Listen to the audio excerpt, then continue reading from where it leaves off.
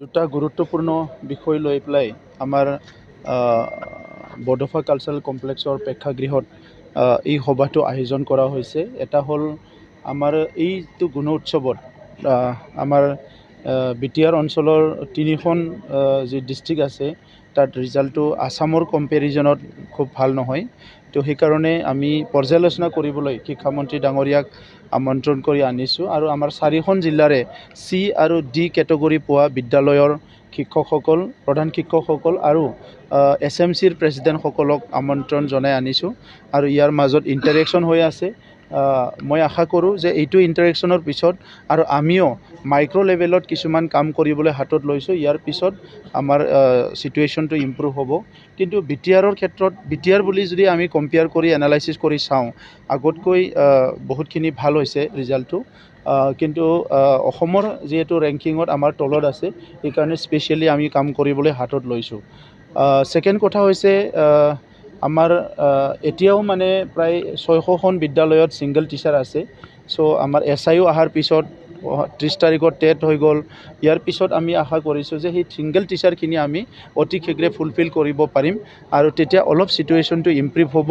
আৰু বাকী যিখিনি প্ৰব্লেম তেখেতসকলে কৈছে, শিক্ষকসকলে এই প্ৰব্লেমবিলাক আমি চাইছোঁ যে কিছুমান খুব সোনকালে মেনেজ কৰিব পৰা প্ৰব্লেম আৰু সেইটো আমি মেনেজ কৰিবলৈ চেষ্টা কৰিম। আজি এটা আমি 100 ডেইজ প্ৰগ্ৰাম এটা লঞ্চ কৰিছোঁ। তাত 100 ডেইজত 150 প্ৰগ্ৰাম আমি লৈছোঁ আৰু চৰকাৰী কাম কাজবিলাক ফাইনেন্সিয়েল ইয়াৰক লৈ চলি থাকে। কিন্তু কিছুমান কাম এনেকুৱা আছে আমি খুব কুইকলি ইয়াত ইণ্টাৰভেনশ্যনৰ দৰকাৰ আছে। আমি কৰিম বুলি ক'লে কৰিবও পাৰোঁ। তো সেইকাৰণে মেজৰ ডিপাৰ্টমেণ্টবিলাকক লৈ পেলাই আমাৰ এগ্ৰিকালচাৰ, এডুকেশ্যন, আমাৰ PWD, আমাৰ চেৰিকালচাৰ, আমাৰ যিটো আছে আপোনাৰ PHC, বিভিন্ন ডিপাৰ্টমেণ্টবিলাক লৈ পেলাই কিছুমান এজেণ্ডা আমি তৈয়াৰ কৰিছোঁ আৰু সেই এজেণ্ডাবিলাকক আমি উইদিন 100 ডেইজ এইটো ছল্ভ কৰিবলৈ আমি গৈ আছোঁ। যেনেকৈ এগ্ৰিকালচাৰত আমাক ডেটা লাগে, বিভিন্ন ডিপাৰ্টমেণ্টৰ ডাটা লাগে। সেই ডাটাখিনি নোহোৱাৰ কাৰণে পলিচিবিলাক বনোৱাত বহুত অসুবিধা হয়। ছ' সেই ডাটাখিনি আমি বনোৱাৰ কাৰণে এটা ঠিক কৰিছোঁ। ছইল হেল্থ কাৰ্ড আমাৰ দিব লাগে, বছৰে বছৰে মানুহবিলাক নাপায়, এই ছইল হেল্থ কাৰ্ডটো দিব লাগে। লেণ্ড ডকুমেণ্টেশ্যন ইতিমধ্যে ডিজিটাইজেশ্যন হৈ গৈছে, এইটো আমাৰ বৈশ্যমুঠিটো আমি আৰম্ভ কৰিব লাগে। ইয়াৰ কাৰণে আমি 100 ডেইজ প্ৰগ্ৰামত লৈছোঁ। তেনেকুৱা বহুতখিনি ইম্পৰ্টেণ্ট পইণ্টবিলাক আমি লোৱা হৈছে আৰু মই আশা কৰিছোঁ যে আমাৰ সকলো ডিপাৰ্টমেণ্টে এই 100 ডেইজৰ প্ৰগ্ৰামত খুব এফেক্টিভলি কাম কৰিলে আমাৰ বড়োলেণ্ডৰ যিটো গতি, ডেভেলপমেণ্টৰ গতিটো আজি অসমত যেনেকৈ শৰ্মা ডাঙৰীয়াৰ নেতৃত্বত যেনেকৈ খুব স্পীডত অসমত ডেভেলপমেণ্টটো হৈ আছে, আমাৰ কাউন্সিলতো সেই ডেভেলপমেণ্টটো হ'ব বুলি মই আশা কৰিছোঁ। কংগ্ৰেচুলেশ্যন জনাইছোঁ অসমৰ ৰাইজক আৰু মই কংগ্ৰেচুলেশ্যন জনাইছোঁ অসমৰ মুখ্যমন্ত্ৰী ডাঙৰীয়াক আৰু তেখেতৰ কেবিনেট কলিগবিলাকক। কাৰণ এই 2টা বছৰটো এনেকুৱা লাগিছে যে আমাৰ স্বাধীনতাৰ পিছত এই 2টা বছৰে চবচে আমাৰ সফল বছৰ এনেকুৱা আমাক লাগিছে আৰু সেইকাৰণে মই মুখ্যমন্ত্ৰী ডাঙৰীয়াক কংগ্ৰেচুলেশ্যন জনাইছোঁ। আৰু তেখেতৰ যিটো উপলব্ধি, তেখেতৰ যিটো আণ্ডাৰষ্টেণ্ডিং, অসমৰ বিভিন্ন সমস্যাবিলাকৰ লগত ইনফ্ৰাষ্ট্ৰাকচাৰ সমস্যা হওক, আমাৰ এডুকেশ্যনেল ইছ্যু হওক, হেল্থ ইছ্যু হওক, কমিউনিটি ইছ্যু হওক, ইয়াৰ আণ্ডাৰষ্টেণ্ডিং যিটো তেখেতৰ ইমান ক্লিয়াৰ, ইয়াৰ কাৰণে তেখেতে আজি পলিটিকেল যিটো এপ্ৰ'চ সেইটো সলনি কৰিব পাৰিছে আৰু এডমিনিষ্ট্ৰেটিভ যিটো এফেক্টিভনেছ, যিটো আমি গুড গভৰ্নেন্স বুলি কয়, সেইটো আজি অসমত কুইকলি তেখেতে এইটো সকলো ৰিয়েলাইজ কৰিব পাৰিছে।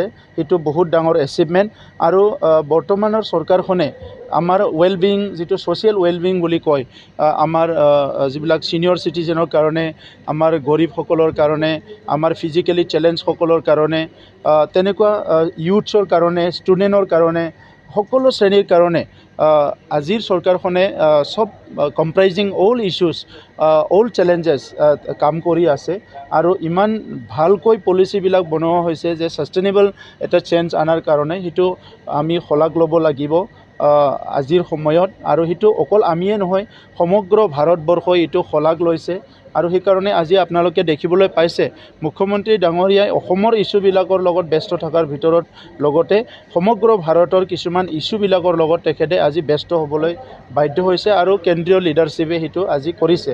আৰু এইখিনি সময়ত আমি সঁচাকৈ খুব আনন্দিত আৰু আমি সৌভাগ্য বুলি ক'ব লাগিব ডক্টৰ হিমন্ত বিশ্ব শৰ্মা ডাঙৰীয়াক আমাৰ নেতা হিচাপে পোৱাটো।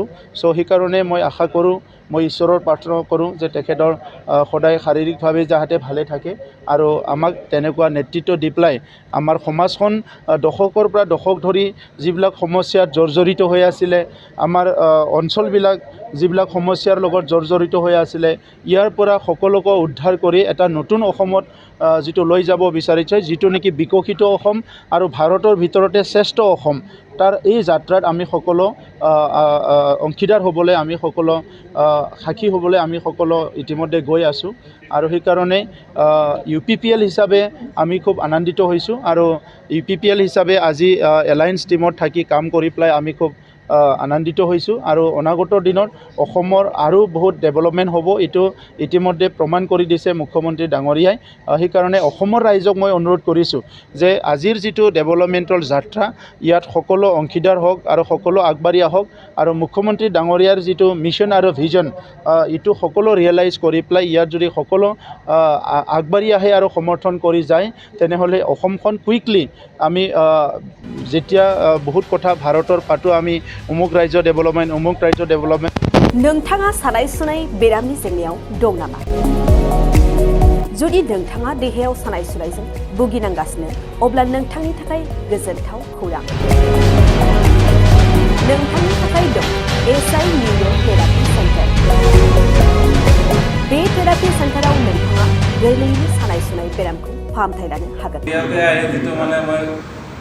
ট্ৰিটমেণ্ট পাইছোঁ, লগে লগে মোৰ মানে শৰীৰটো মানে একদম ফ্ৰী হৈ গৈছে। খোজ কঢ়াত খুব অসুবিধা আছিলে, চাইডটো মোৰ একেবাৰে মানে বহুত বেয়া আছিলে, মানে খোজকাঢ়িব মানে ভালকৈ পৰা নাছিলোঁ।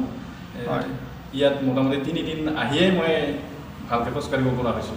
सिं सानाय, आफादावरि सानाय, मोदोम जरा सानाय, आइजोफोरनि जेंना, खर' सानाय बायदि बायदि बेरामखौ बे सेन्टाराव फाहामनाय जायो। SI निउर' थेरापि सेन्टारा चिरांनि बेंटल सापागुरियाव दं। बे सेन्टाराव थानानैबो फाहामथाय लानो हानायनि सुबिदा दं। जुदि नोंथाङाबो फाहामथाय लानो लुबैदोंब्ला नैबे मबाइल नम्बर 7620160459 नङाब्ला 9476977956 आव थोंजोङै जगाजग खालामनो हागोन।